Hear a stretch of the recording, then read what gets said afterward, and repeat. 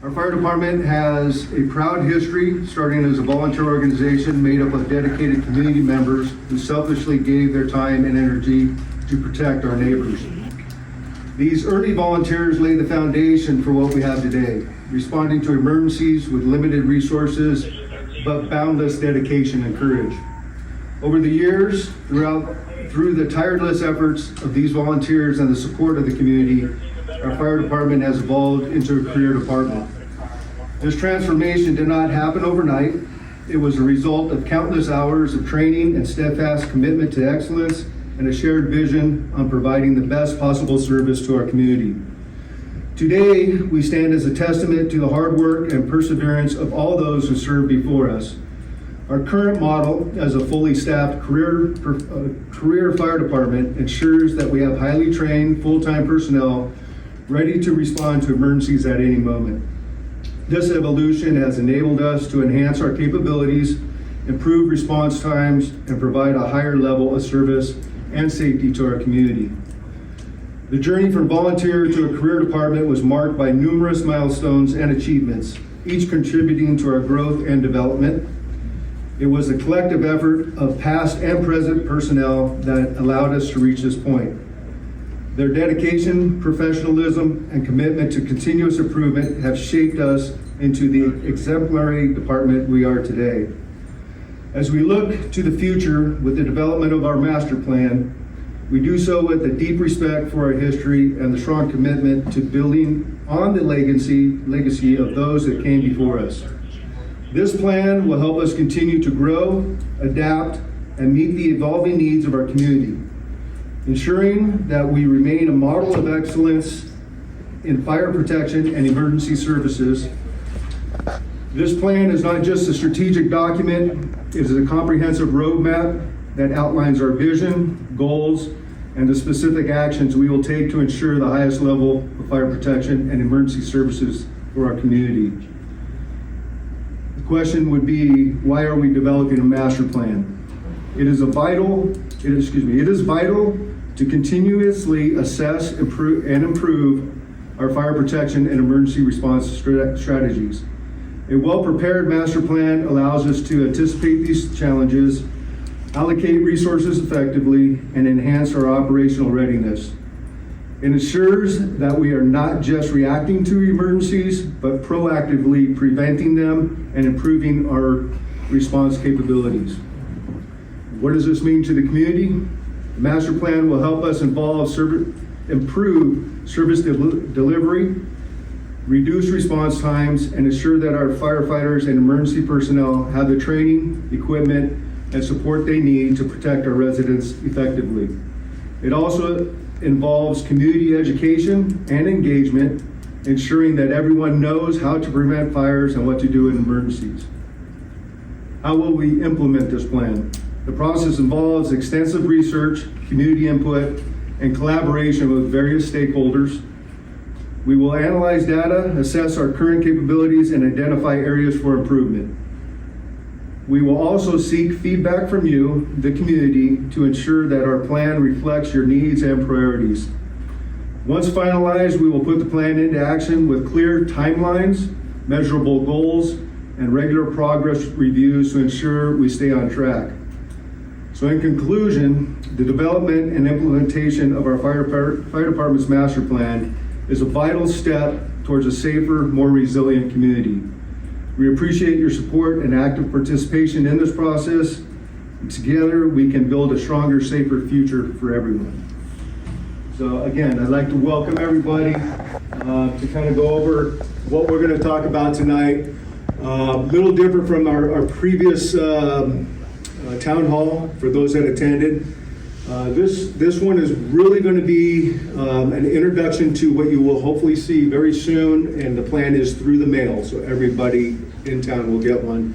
We're going to put out a survey that's really going to ask a lot of important questions that we want feedback on. And our gentleman off to my right here will get into that a little bit. But we're going to do some introductions. So myself is, my name is Brent Bartlett, so those that don't know me, the fire chief here. And then we also have our consultant, AP Triton, who is navigating this master plan for us, along with a community risk reduction assessment and the standards of coverage, which are pretty much the top 3 type of assessments and reports that the fire department really needs in order to lay out or to match the vision and give us a plan to actually implement everything. So it's been already a long undertaking on everything. A lot of data has been submitted. So everything that is going to go into this master plan it's not just hypothetical stuff. It's based and backed by statistics, along with a lot of feedback. So just for a brief fire department overview, for those that aren't aware, but many of you are because you are that foundation that I spoke of, is fire department overview. The way it was in the past, as I spoke to, was a volunteer department started in 1921. We just came across our 103rd anniversary this month. So, it's a long legacy of a lot of hard-working, dedicated people that has gotten to us to this point. First station, and I got some people there, definitely correct me if I'm wrong in any of these, that's for sure, especially Mr. Spears. First fire station, 1928, the old city hall down there. That's currently the offices. Mike Comer had one over there. First EMS was a wagon, right, that we had in 1929. We used to dispatch here, and then we contract now currently with Verdugo Fire Communication. That started in 1999. First full-time chief we had is going to be Steve Heidorf, for those of you who know, right? In 2006. First full-time paramedic coordinator. It's when we started our paramedic program, 2007. 2012, we started getting into the paid positions with 3 full-time captains and a full-time chief, with part-time captain and part-time engineers, volunteer firefighters, part-time paramedics. And then in 2019, full transformation into the career department. It was not the easiest of transitions, for sure. We had a lot of dedicated members, and that transition was received well and wasn't received well, right? But our community could no longer support it. It was a burden on those that still volunteered. We didn't have enough resources or capabilities to keep up the model and keep up the service that the community deserves and expects. So we had to look at another way to doing that, and that was bringing in the career department, bringing in the folks that are here 24/7. Okay, so as I say, we look at the now. Full-time career agency. We currently have 16 uniformed personnel, 1 civilian, and 3 reserves. We're looking to kind of grow that, hopefully, at least as far as the reserves go. But we'll see how that happens. We currently contract with battalion chief services with the city of Arcadia, which means if we have big fires, somebody's got to run that incident. So they will send a battalion chief up here to run the incident for us, while our personnel are actually doing the operations themselves. Little look back on last year, 2023, over 1,500 calls. For those members that were here in the earlier times, we're almost triple what we used to be. It's quite impressive, all the calls that we're getting now. Just side note, right? We've got 437 to our neighboring agencies. So that's really good. We're able to reciprocate now for the services that they come and help us with. As everybody knows, that's part of what the career department also brought us, was the ability to get into unified response or automatic aid. We now get a full support system of engines, truck, battalion chiefs, ambulances, right out of the gate for any call that requires such a response. Before, it had to be, we'd pick up the phone basically and say, can you please send somebody? Everybody always did, but it was a delay in response for us. And now, again, currently dispatched by Verdugo. Okay. What we currently provide, as far as our services, we provide suppression, so putting out the fires, advanced life support, or ALS, that's our paramedic program. Technical rescue, first response, and hazardous material first response. That means at the basic level, we can handle those. Anything that's escalated or higher, we get support from our neighboring agencies that are specially trained in technical rescue or hazardous materials. Hazardous fuel mitigation, any of those that live up above Grandview, hopefully you haven't received any notices from us asking you to clean up your area. That means you're doing a great job.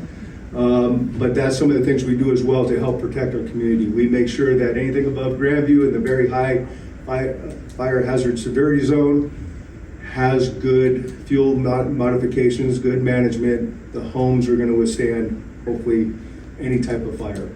That's the goal.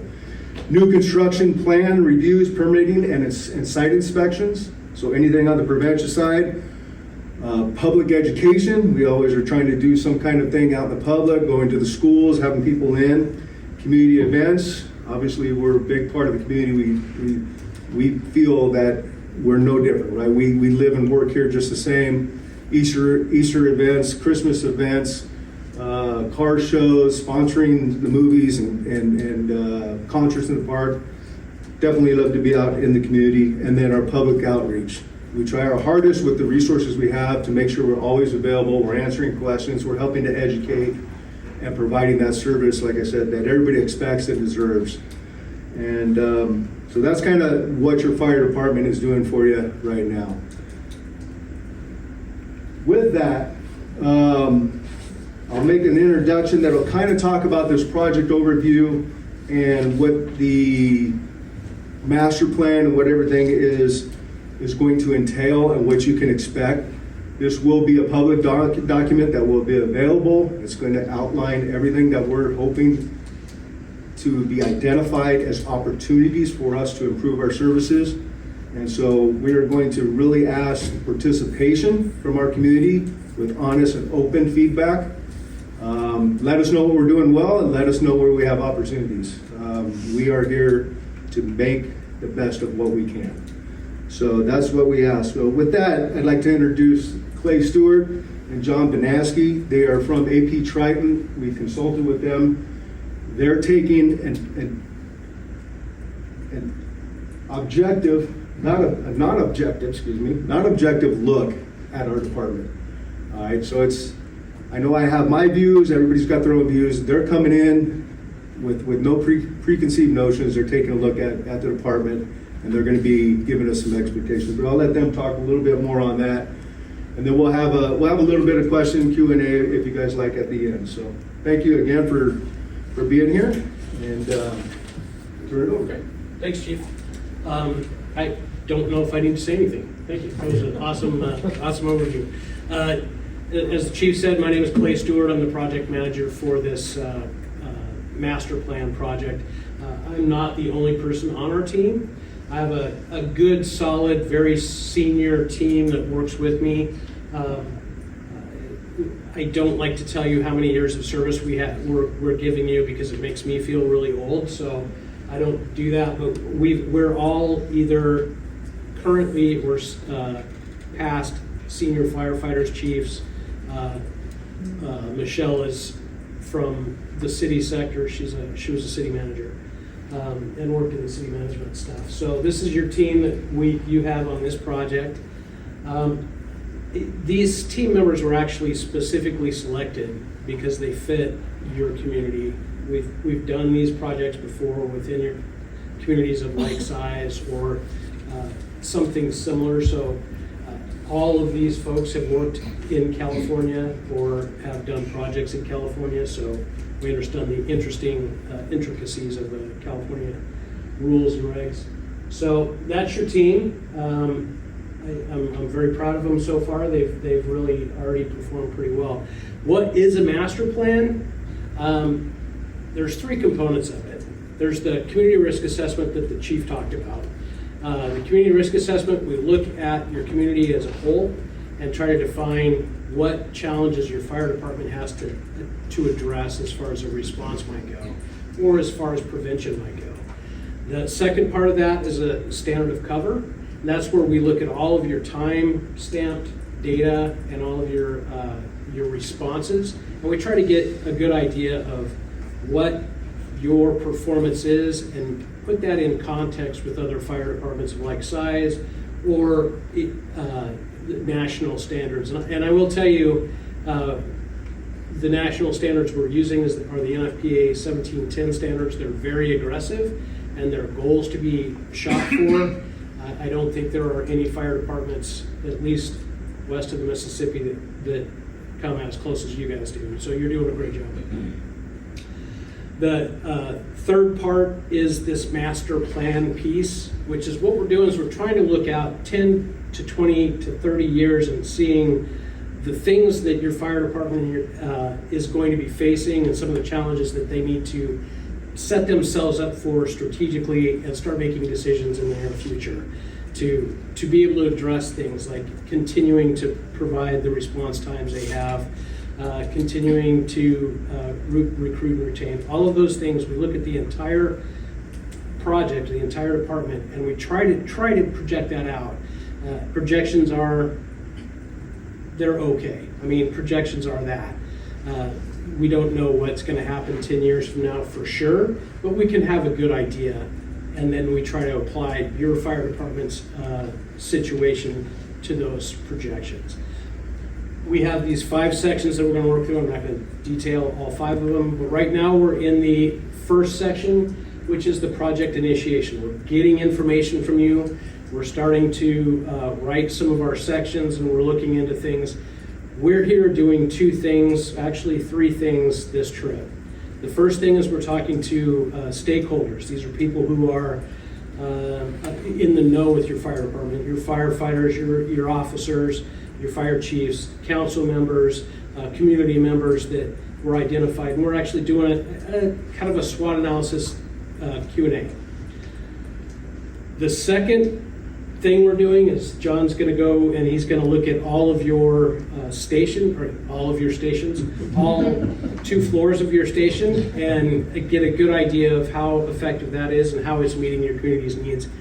And the third thing is this community meeting, which is an introduction to an extremely important piece. We think it's a community survey. It's going to go out to everybody in the community, whoever wants to answer it from the community. It's several questions. John's going to talk about what the questions are and how they fit in, and what we get out of it and what your fire department gets out of it. But the idea is to coordinate your hopes and dreams for the fire department and let them know what those are, and try to prioritize all of those limited resources that we know we all have. So that's the idea for tonight. We're just introducing this survey that we're throwing out tonight. So that's really the goal here.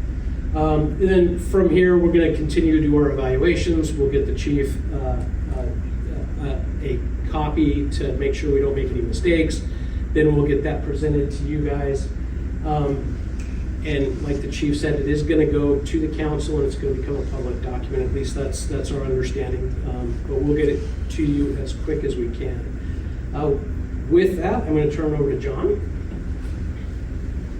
Thank you, sir. So again, thank you for coming. So part of where we are in the process. So we've gathered a ton of data from the fire department. We've got data from all sorts of different sources. So we've got 5 years of performance data from dispatch, from all the incident reports that they fill out. We have all of that data. We've got the planning layer, the GIS layer to know what's the assets at risk. The good part about the community compared to where we look at projections and pieces to it is the city is pretty well landlocked for where it is at a little over 3 square miles. So, where the growth is, you don't have to make a lot of larger predictions to look out there 10, 15, 20 years down the road because of the fact that it's pretty much developed out a lot of portion of the community. So that helps us when we look at assets at risks. What are they? It's a lot of homes and pieces like that. So it makes the community risk assessment a lot easier to get the hazards that are there, what's existing, how that works. And then it's great to go look at the data. Without being an objective data points of what is the performance of the organization, it's hard to go look at things. So a lot of the pieces that we're at are data driven, kind of takes the emotions out of the argument. Is what's the performance of the fire department, what's their turnout time, what's call processing, where's the calls as we plot them in association with assets at risk, what's the most likely. Every jurisdiction has places that have more call volume than others. What's the reason behind those and what those are? These are all just little pieces that go into this overall plan. And when this plan's done, it's probably, 200 pages? I was going to say the same with the maps, the appendixes, and all the pieces to that.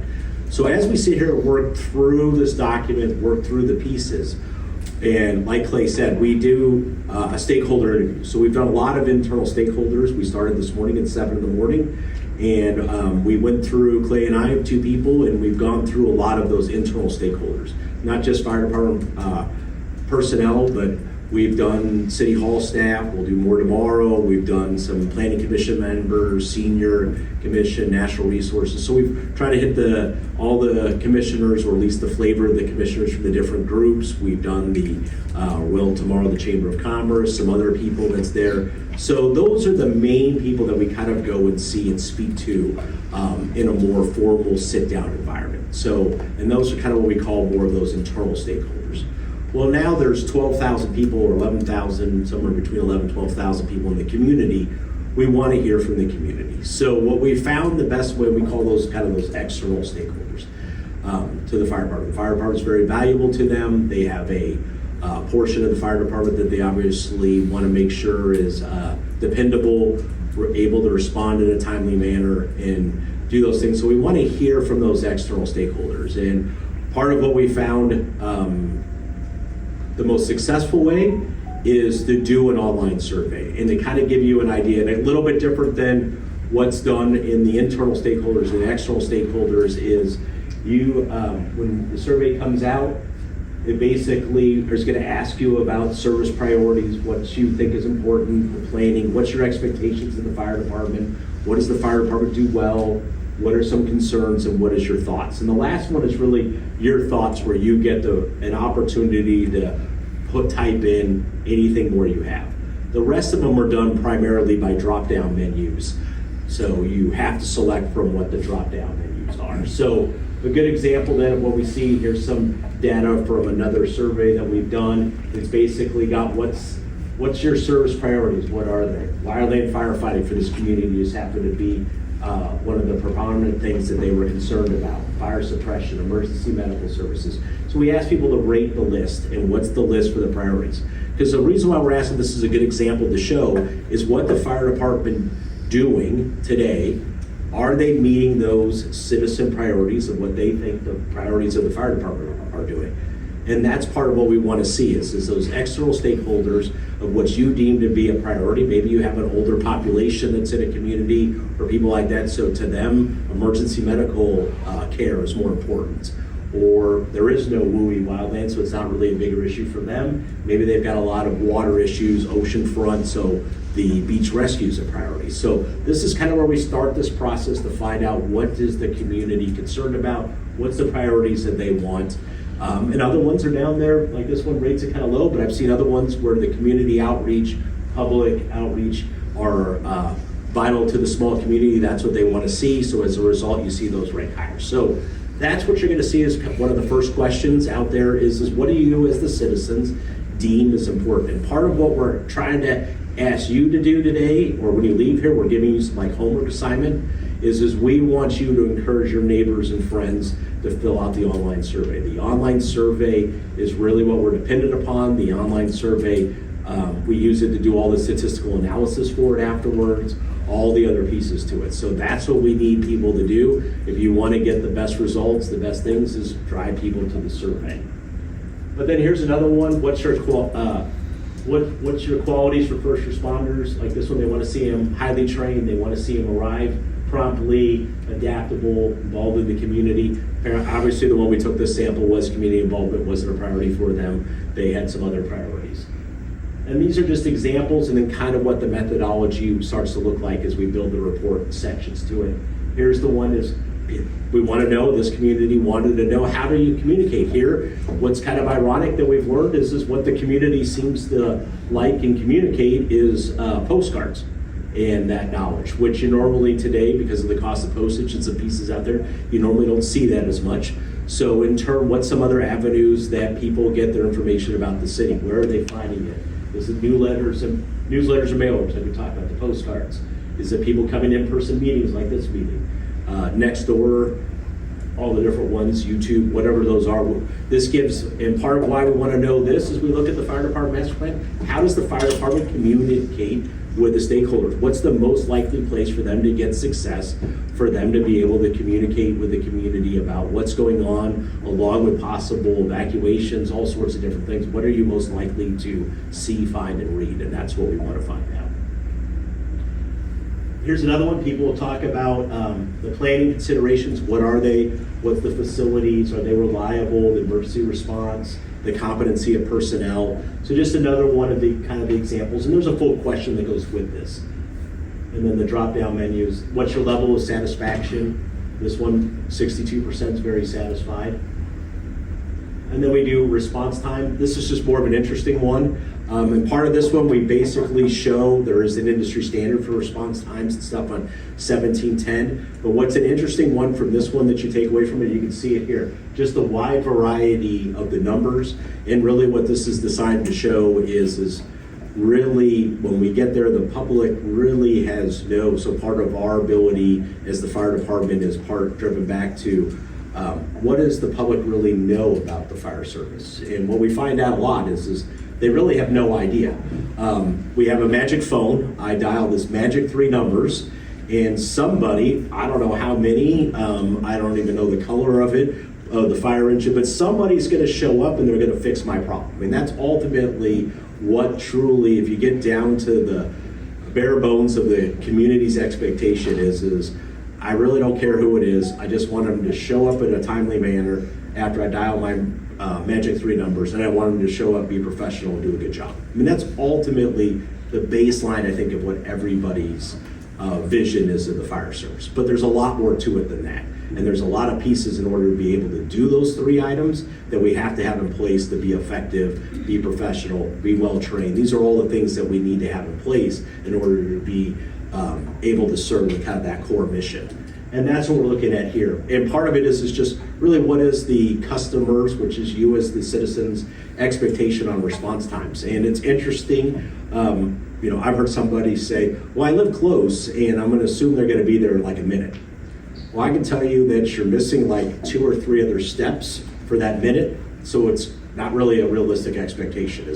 You're probably not even off the phone with the dispatcher yet, and the fire station toned out to respond to your house yet. So just kind of these things of how do we educate the public, and especially when we get there, a lot of times the public has this, when it's an emergency, time seems to go by, I would say much slower or much faster, so they think it took you 15 minutes to get there, it really only took you 5 minutes to get there, so it's like, what took so long? It's like, well, we really got there relatively quick. So these are some of one of the areas that we look back to say, how can the fire department, through this kind of master planning process, how can the fire department educate the public better with their public outreach, community education, to kind of establish a better standard of what the response time standards should be.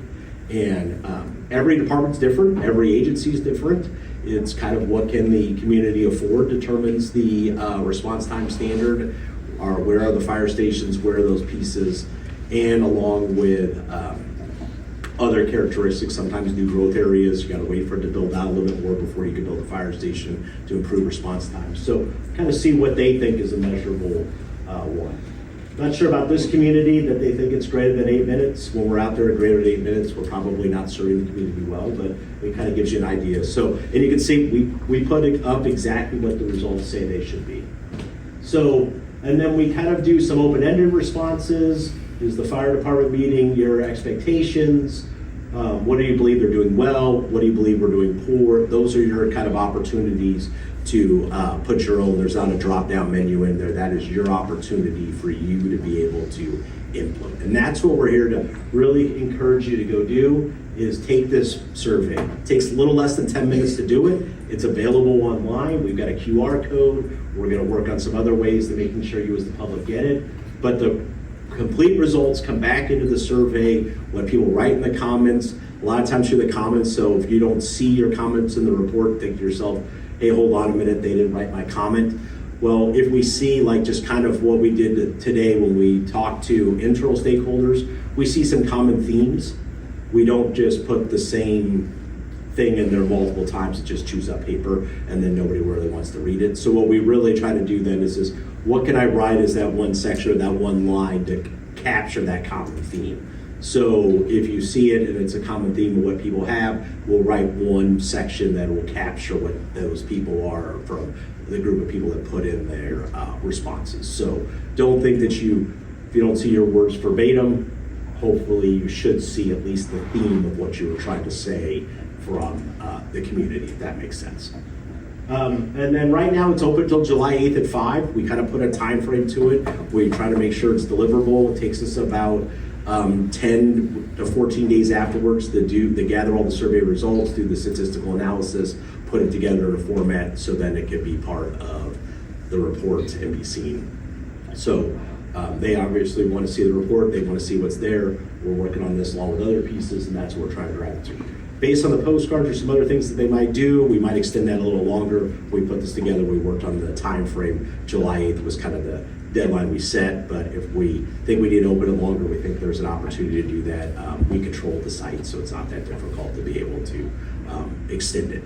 And then basically how you get it is there's the link, there's a QR code. You can come do it now. It'll be, I'm sure, on the fire department webpage, multiple different places. And really what we're asking you to do is fill out that's your place to be seen, fill out the survey, take the survey, and then realistically encourage your friends and neighbors to do it. That's really what we're trying to do, and what we're trying to encourage is get you out there, get the survey taken, we'll gather the survey results. And we kind of always will hear like, well, what happens if there's people outside the community who want to do, send it in? How do we know whether or not they're really Sierra Madre residents, things like that? It's pretty easy to tell when somebody or something's put some undue influence. It could be on it. We can filter. We've done it long enough. We know what the statistical analysis should be. It's really not that hard to tell that someone's out there trying to manipulate an outcome. It really isn't. So that's what we're here to do. This is what we're here to encourage. And again, and then at the end of the day, as the chief said, is we are a independent contractor. We are here to provide basically subject matter experts. That's why the team's bigger than just Clay and I who come on site. We've got a lot of California knowledge. We've been in similar sized departments, bigger departments. We know what the expectation is to be a professional department and what needs to be done for business best practices. And that's what we're here to say is what are they meeting, what are they not meeting, what are some recommendations, and that's what's ultimately at the end of the report. So that's what we're here to kind of take that independent analysis is really where we are, and that's kind of why we like the data portion of it, to see where we are. And like I said, the data portion takes a lot of the emotions out of the arguments, and that's what we want to make sure is we've got good foundation for what we're saying the performance is, what they're doing today, and then what our recommendations are for the future. So that's kind of where we are at a big roundup, but we appreciate you coming. We're here for questions, comments.